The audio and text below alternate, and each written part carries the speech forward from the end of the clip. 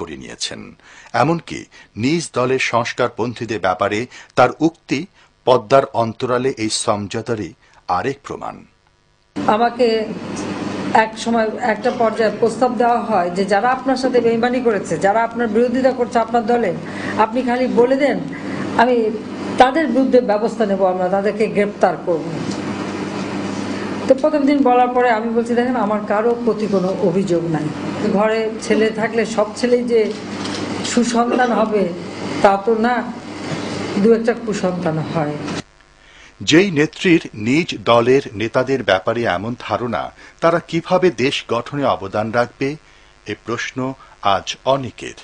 বাংলাদেশের রাজনীতিতে বিচিত্র এক নেতা জেনারেল এরশাদ। তার রাজনৈতিক দিগবাজি সবারই জানা। এক সাংবাদিক সম্মেলনে তিনি আওয়ামী জোটে না যাওয়ার ঘোষণা দেন।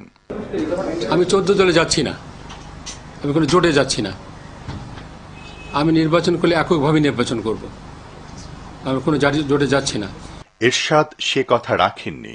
রাষ্ট্রপতি হওয়ার স্বপ্নে মহাজোটে যোগ দেন। আমি রাষ্ট্রপতি হতে চাই সরকারে থাকার জন্য, রংপুরের মানুষের ঋণ শোধ করার জন্য। কয়েকদিন পর আবার বলেন, আমাদের ইম্পর্টেন্ট হলো ক্ষমতায় যাওয়া, president is not important. President হলে হলাম, না হলে নাই।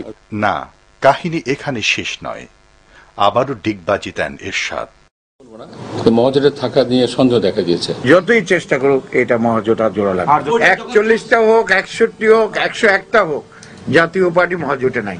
অবশ্য ক্ষমতার স্বার্থে আওয়ামী লীগ জাতীয় পার্টির সব দাবি মেনে নেয়। এই জেনারেল এরশাদ সম্পর্কেই একসময় শেখ হাসিনা বলেছিলেন, যার বিরুদ্ধে আজকের প্রধানমন্ত্রী নিজে দুর্নীতির মামলা দিয়েছিলেন, সেই স্বৈরাচার বলে যাকে ধিক্কৃত করেছিলেন, তাকেই আজকে টেনে নিয়েছেন তার পায়ে ধরে। উন্নয়নের জোয়ারে দেশ ভেসে গেলে এবং এত ভালো কাজ করলে তার মনে এই সন্দেহ কেন যে জনগণ ভোট দেবে না? ইতিহাসের নির্মম পরিহাস, শেখ হাসিনাকে সে কাজটি করতে হলো। তাহলে প্রশ্ন জাগে, আওয়ামী লীগের কি জনগণের প্রতি আস্থা নেই? আওয়ামী লীগ সব সময় ধর্ম নিরপেক্ষতার স্লোগান দিলেও বাস্তবে যে তারা ধর্মকে ব্যবহার করে তার প্রমাণ দিয়েছে বারবার। নির্বাচন আসলেই নাম সর্বস্ব ইসলামী দলগুলোর সাথে ধারাবাহিক বৈঠক ও চুক্তি, সে কথা বারবার প্রমাণ দেয়। ভাই কি কখনো বোনকে ছেড়ে যেতে পারে বলেন? আমি তো আপনাদের একটা বোন, কারো বোন, কারো মা, তাই না? কাজে ছেড়ে যাবেন কেন? ভালো মন্দ সবকিছু ভাগ করে নেব। এভাবে ইসলামী দলগুলোকে ক্ষমতার লোভ দেখানো হয়। আওয়ামী লীগ ও তার সমর্থকরা কথায় কথায় জামাত নেতৃবৃন্দকে কটাক্ষ করে, অথচ নিজেদের প্রয়োজনে জামাতের সাথে এক কাতারে বসতেও অসুবিধা হয় না। রাজনীতির এ জাতীয় দেউলিয়াপনা এখন মানুষ ঠিকই ধরে ফেলেছে।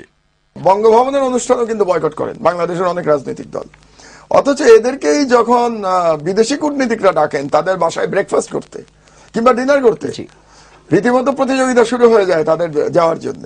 আমার মনে আছে যে রোজার সময় মতিউর রহমান নিজামী সাহেব বোধহয় জিল্লুর রহমান সাহেবের সঙ্গে হ্যান্ডশেক করেছিলেন কোনো একটা এরকম কূটনীতিক অনুষ্ঠানে।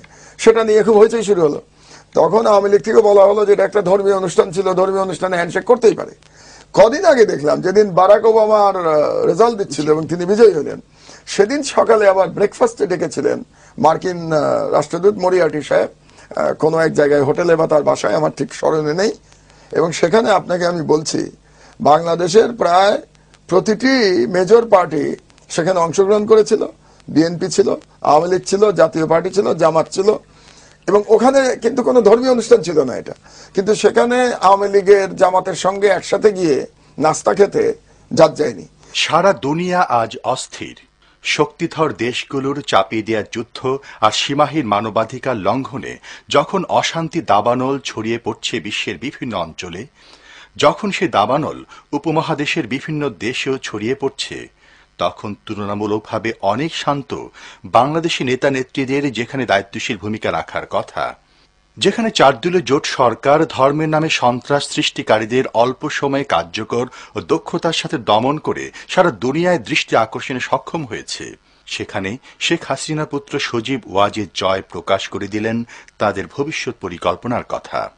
হার্ভার্ড ইন্টারন্যাশনাল রিভিউ নামক জার্নালে গত 19 নভেম্বর 2008 তারিখ সজীব ওয়াজেদ জয় ও কার্ল সিউভাক্কো যুক্তভাবে একটি থিসিস লিখেন। এই কার্ল সিউভাক্কো হচ্ছেন আমেরিকার C-52 এয়ার ডিফেন্স আর্টিলারির হেডকোয়ার্টার্স এবং হেডকোয়ার্টার্স ব্যাটারিতে এক্সিকিউটিভ অফিসার হিসাবে কর্মরত, যিনি ইরাকে মার্কিন দখলদারিত্ব প্রতিষ্ঠার জন্য শুরুর পর্যায়ে যুদ্ধ করেছেন। শেখ হাসিনা পুত্র সজীব ওয়াজেদ জয় ও Carl Ciovacco stemming the rise of Islamic extremism in Bangladesh থিসিসে লেখেন, বাংলাদেশে গত 5 বছরে বোরখা বিক্রি বেড়েছে 500 গুণ। আওয়ামী লীগকে ক্ষমতায় এনে বাংলাদেশকে বোরখা বিক্রি বন্ধ করতে হবে। অবশ্য তারা 500 গুণ বোরখা বিক্রি বাড়ার এই হিসাব কিভাবে পেলেন তা বলেননি। তারা আরও বলেছেন, মাদ্রাসা শিক্ষার পাঠ্যক্রম বদলাতে হবে, সঠিকভাবে ধর্মনিরপেক্ষ প্রাথমিক স্কুল ও হাসপাতাল বানাতে হবে।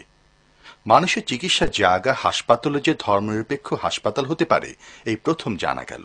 জয় সিউভাক্কো আরও লিখেছেন, বাংলাদেশ সেনাবাহিনী ইসলামপন্থীদের দখলে চলে যাচ্ছে বা গিয়েছে, অতএব সেনাবাহিনীকে পুনর্গঠনের জন্য আওয়ামী লীগকে ক্ষমতায় আনা দরকার। বাংলাদেশকে একটি সন্ত্রাসী দেশ হিসেবে চিহ্নিত করার মহল বিশেষের অব্যাহত প্রচেষ্টারই একটি অংশ যে এই থিসিস, তা যে কোনো সচেতন মানুষই বুঝেন। অথচ বাংলাদেশ আওয়ামী লীগ এই লেখার ব্যাপারে কোনো কথাই বলেনি। The Awami League must build on this momentum to ensure its long-term success. আমার এখানে একটা উদ্বেগের বিষয় হলো, আপনি জানেন বাংলাদেশ আর্মি কিন্তু ইন্টারন্যাশনাল পিস কিপিং মিশনে গুরুত্বপূর্ণ রোল এবং Bangladesh major contributor, one of the major contributor international peace keeping mission. এবং যত ট্রাভেল স্পট আছে সেখানে কিন্তু বাংলাদেশ আর্মিকে, আফ্রিকার ট্রাভেল স্পটে বাংলাদেশ আর্মিকে ডিপ্লয় করা হয় এবং তারা সাকসেসফুল হয়েছে এই বিভিন্ন কনফ্লিক্টিং গ্রুপটাকে ইউনাইট করার ক্ষেত্রে।